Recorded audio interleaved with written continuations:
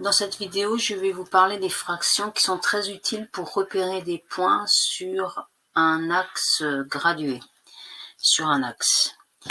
Alors, pour repérer un point sur un axe, il faut une origine et il faut avoir choisi une unité. Donc, la première chose à faire, c'est de repérer les abscisses 0 et 1, qui sont ici entre le point O et le point I.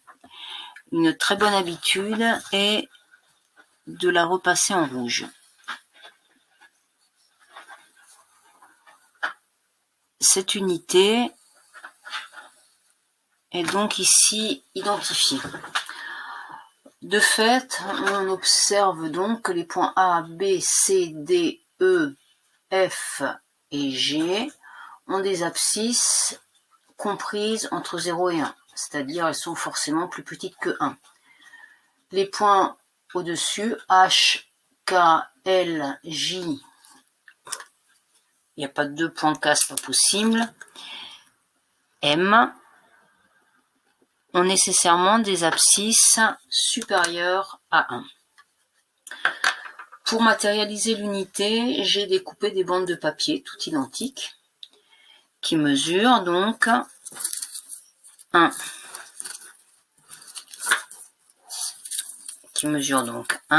Si je les positionne correctement, voilà. Si je les positionne, voilà, elles prennent l'espace entre 0 et 1.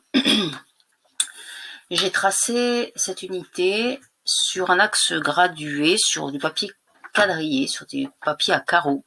Et si je compte le nombre de carreaux qu'il y a entre 0 et 1, 1, 2, 3, 4, 5, 6, 7, 8, 9, 10, 11, 12, il y a 12 carreaux. C'est-à-dire que un carreau représente 1/12e de l'unité. Par conséquent, je peux d'ores et déjà commencer à écrire les abscisses des points. Donc, l'abscisse du point A, c'est 1/12e. 1/12e, je vais l'écrire ici. 1/12e. L'abscisse de B, 2/12e. De C, 3/12e. De D, 4/12e. De E, 5/12e. F, 6/12e. 7/12e où il n'y a pas de point, 8/12e il n'y a pas de point, 9/12e il n'y a pas de point, 10/12e pour G, 11/12e il n'y a pas de point, 1 12/12e, H 13/12e, K 14/12e, puis 15/12e, 16/12e, 17/12e, 18/12e, 19/12e et 20/12e. Voilà donc les abscisses des points A, B, C, etc. Cette unité, comme elle est partagée en 12, et que 12 est dans les tables de multiplication que 12 ou que 6 fois 2 est égal à 12, j'ai également 4 fois 3 qui est égal à 12. Qu'est-ce que ça veut dire 6 fois 2? C'est 2 plus 2 plus 2 plus 2 plus 2 plus 2, c'est-à-dire que tous les deux carreaux,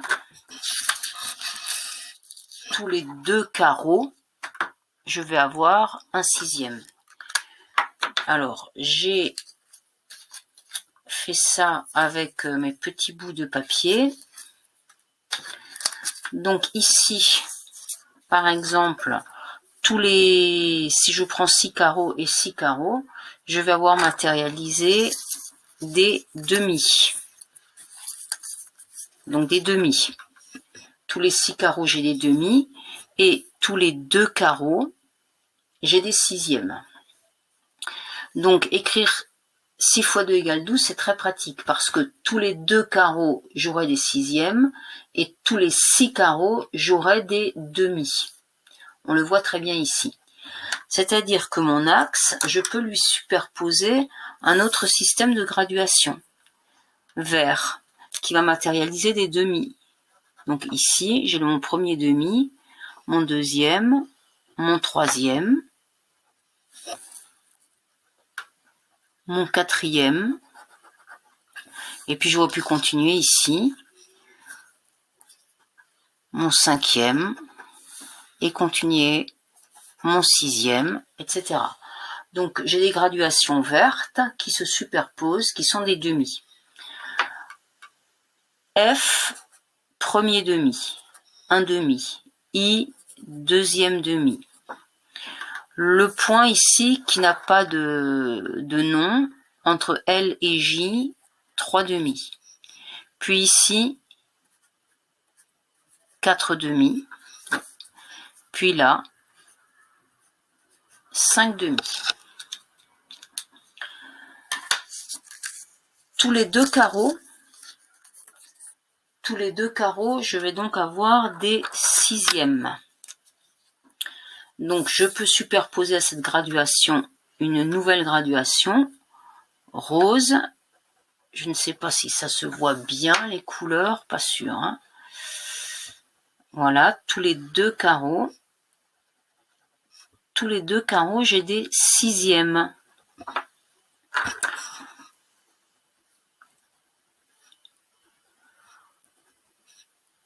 Voilà. Puis je peux continuer comme ça. B, je suis au premier sixième. D, au deuxième sixième. F, 3 sixièmes. Ici, je suis à 4 sixièmes. 5 sixièmes. 6 sixièmes. 7 sixièmes. 8 sixièmes où il n'y a pas de nom. 9 sixièmes. 10 sixièmes, je suis au point M, 11 sixièmes, 12 sixièmes, 13 sixièmes, 14 sixièmes, 15 sixièmes. Donc voilà pour les sixièmes. Maintenant, si j'exploite que 4 fois 3 égale 12, eh bien tous les 4 carreaux, j'aurai des tiers. Pourquoi? Tout simplement parce que 4 plus 4 plus 4 est égal à 12. J'ai bien 3 parties égales. Et 3 plus 3 plus 3 plus 3 est égal à 12. Là, j'ai 4 parties égales si je prends tous les 3 carreaux. Donc, mon unité ici, tous les 3 carreaux, je vais donc avoir des quarts. J'ai donc encore une nouvelle graduation qui peut venir s'y superposer. Premier quart, deuxième quart, tous les 3 carreaux, troisième quart, quatrième quart, cinquième, sixième, septième, huitième, neuvième, dixième. Donc à C, j'ai le premier quart. À F, j'ai le deuxième quart. Avant G, j'ai le troisième quart. À I, quatrième quart. Après K, juste après K, cinquième quart. Ici, 8 quarts. 9 quarts juste après M. 10 quarts. 11 quarts. Et ici, 12 quarts.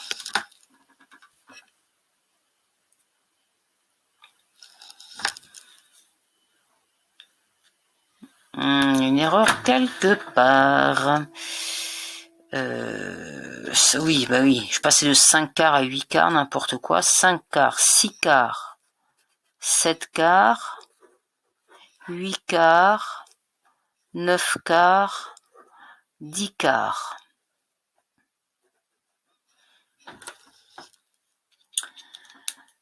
Et enfin, tous les 4 carreaux, je vais avoir des tiers. Tous les 4 carreaux, je vais avoir des tiers. Donc ici, à D, je vais avoir le premier tiers. 1, 2, 3, 4 carreaux plus loin, le deuxième tiers, le troisième tiers. Donc ici, je vois bien que tous les 4 carreaux me permettent de partager mon unité en 1, 2, 3 parties égales. 4 tiers, 4 carreaux plus loin, 5 tiers, 4 carreaux plus loin, 6 tiers, 4 carreaux plus loin, 7 tiers, et voilà. Donc finalement, eh bien on se rend compte que une même position, par exemple la position du point F, est repérée par 1, 2, 3, 4 écritures fractionnaires différentes. Pourtant, c'est exactement la même distance entre O et F. Ça veut tout simplement dire que ces 4 écritures, elles n'ont pas du tout la même allure, certes, ni le même numérateur, ni le même dénominateur, mais par contre, elles sont bien égales. Donc si on récapitule, pour A, on n'a qu'une écriture possible, 1/12. Pour B, on a 2 écritures possibles, 2/12 qui est égal à 1/6. Pour C, on a 3/12 qui est égal à 1/4. D, 4/12 qui est égal à 2/6 qui est égal à 1/3. Le point E n'a qu'une écriture fractionnaire, 5/12. F, on a de nombreuses. 6/12 qui est égal à 1/2, qui est égal à 3/6, qui est égal à 2/4. Ça, on le savait déjà. Si une unité est partagée en 12 parties égales, si j'en prends 6, j'ai forcément la moitié. Si une unité est partagée en 2 parties égales, eh bien, si j'en prends une, j'aurai la moitié. Pareil, 3 est la moitié de 6 et 2 est la moitié de 4. G a 2 écritures fractionnaires pour l'abscisse, 10/12 qui est égal à 5/6. H en a qu'une, 13/12. L, le point I, 12/12 égale à 6/6 égale à 2/2 égale à 3/3 égale à 4/4. Donc là, c'est pareil, c'est quelque chose que l'on savait déjà. J, 19/12 et K, pardon, c'était M, ou non, K, en effet, K, 14/12, je l'avais oublié, et 7/6, et M, 20/12 qui est égal à 10/6 qui est égal à 5/3. Donc, ce qu'il faut retenir, c'est que d'abord, il faut repérer l'unité qui va servir de comptage, qui est notre unité de mesure. Donc, par exemple, le point I, il est situé à 1 unité de haut. Puis, on compte en combien de parties égales est partagée cette unité. Ici, on a une situation assez compliquée. L'unité est partagée en 12 parties égales, donc je vais avoir des 12e. Mais comme 12 est dans la table de 6 et de 2, 6 fois 2 égale 12, je pourrais y voir des 6e tous les 2 carreaux. Je pourrais également y voir des demi tous les 6 carreaux. Et donc, je peux compléter ma graduation par des 6e, par des demi. De même, 4 fois 3 égale 12, donc je vais y voir des quarts tous les 3 carreaux et des tiers tous les 4 carreaux. Donc là, j'ai encore un nouveau système de graduation qui vient se superposer. Ce qui fait que certains points ont plusieurs abscisses fractionnaires, mais que toutes ces écritures fractionnaires sont égales. Alors, maintenant, si jamais on avait eu un axe si jamais on avait eu un axe où on n'a pas l'origine. Ou les graduations, par exemple, on repère que l'unité est entre 2 et 3. Et qu'on aurait un point M ici, un point A là, et un point B ici, un point C ici. Donc ici on est à 2, donc on n'est pas à 0. Mais la démarche est la même, enfin pas tout à fait, mais si quand même. On commence par repérer l'unité. Ici c'est entre 2 et 3. Cette unité est partagée ici en 6 carreaux, donc 6 parties égales, je vais donc voir des sixièmes. Ici, je n'aurai pas un sixième, j'aurai 2 plus un sixième. Donc il faut se demander, 2, ça fait combien de sixièmes? 1, je sais que c'est 6 sixièmes. Donc 2, c'est 12 sixièmes.